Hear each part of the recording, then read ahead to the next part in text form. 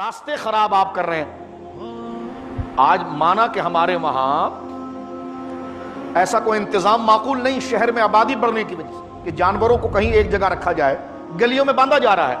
لیکن میری ایک مؤدبانہ دوستوں سے گزارش ہے، کیونکہ جمعہ کا دن ہم بات اسی سے کریں تاکہ میری اور آپ کی اصلاح ہو۔ اگر روڑوں پر بھی جانور باندھے تو یہ دیکھیں کہ گزرنے والے کو راستہ مل رہا ہے، اگر راستہ نہیں مل رہا تو شرعاً یہ بھی حرام ہے۔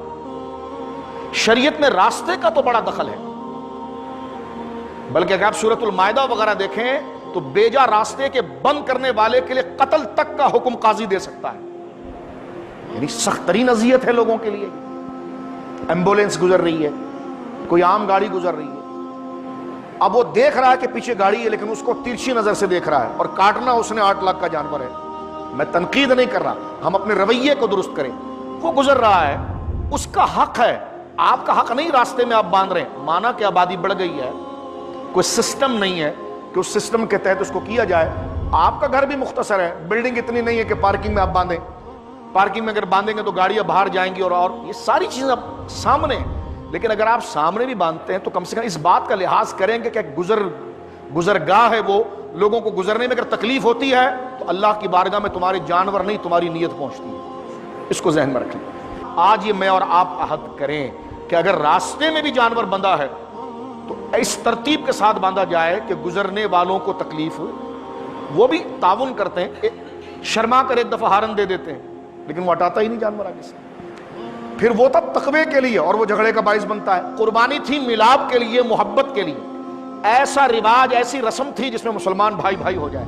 اور یہ تو سب سے بڑی دشمنی کی بات ہو گئی، یعنی روح عبادت کے مقصد کے خلاف کر کے ہم نے رب کو ناراض کتنا سخت کیا۔ یعنی ان چیزوں کی خدا کو کیا ضرورت ہے؟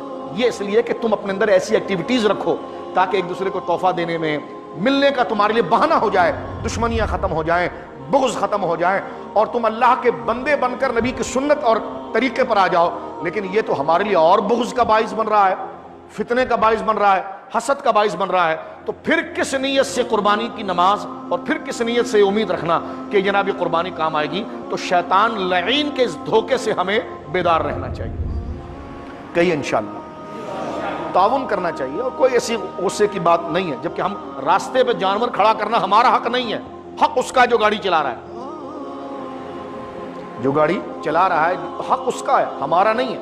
اور ہم اس پر حق جتائیں، جیسا کہ حضور علیہ الصلوۃ والسلام نے راستے پر بیٹھنے سے منع فرمایا۔ وہ اسی وجہ سے کہ لوگوں کو دشواری، صحابہ نے کہا حضور ہم تو تھک جاتے ہیں اور رات کو شام کو اپنے دوستوں سے سستانے کے لیے بیٹھ جاتے ہیں۔ فرمایا پھر راستے کا حق ادا کرو۔ اب آپ نے فرمایا راستے کا حق ادا کرو تو بیٹھنے کی پھر اجازت ہے۔ پوچھا گیا راستے کا حق کیا ہے؟ فرمایا خواتین گزرے تو نظریں نیچے رکھنا، گزرنے والے کو سلام کرنا ہے، اور راستے پر تکلیف دہ چیز موجود ہے تو آنے والا نہیں، تم نے اس کو ہٹانا ہے۔ تو اس طریقے کو چھوڑ کر میں اور آپ